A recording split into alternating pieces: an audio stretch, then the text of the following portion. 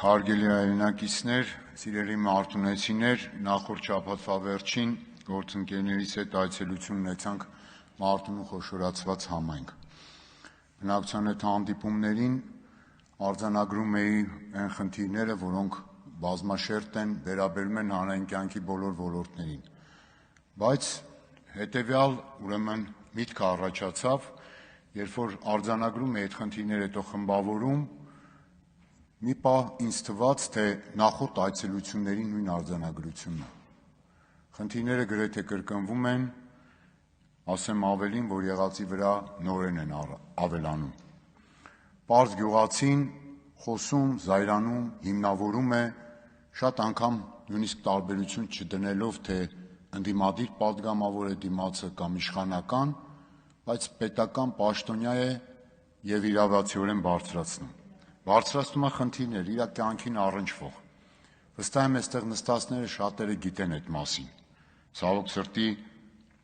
նույն իմանալուն համարժեք լուծումներ չկան։ Ոռոգման խնդիր։ Խոսում ենք, ով չգիտի քաղաքաբնակից մինչև գյուղաբնակ։ Մարդիկ պարզ ասում են, բերքը չորանում է, արդյունավետությունը բերքատվության նվազում, որովհետև պարզ հարցեր շարունակաբար խոստանում են տարին տարվա վրա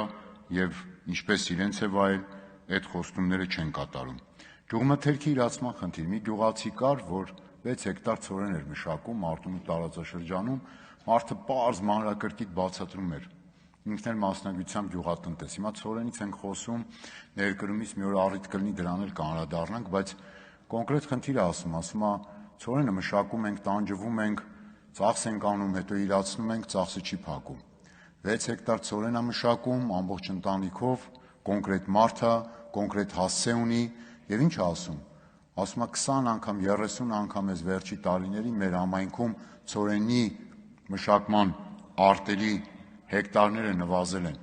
որովհետև մարդիկ հիասթափվում են կամ լուռ արտագաղթում, զբաղվում այլ գործով, ներքին արտաքին արտագաղթի,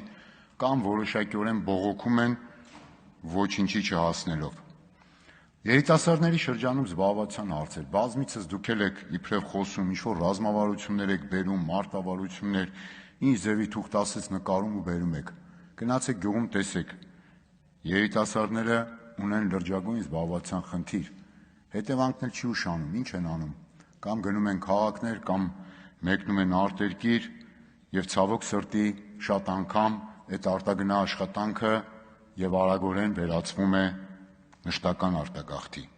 Փաստ է, անժխտելի փաստ,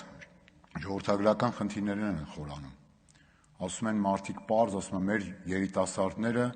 էապես հետաձգում են ամուսնությունը, կամ սակավ երեխաներ են ունենում, կամ այլ խնդիրների պատճառներով, նաև սոցիալական խնդիրների պատճառներով շատացել են ամուսնալուծությունները։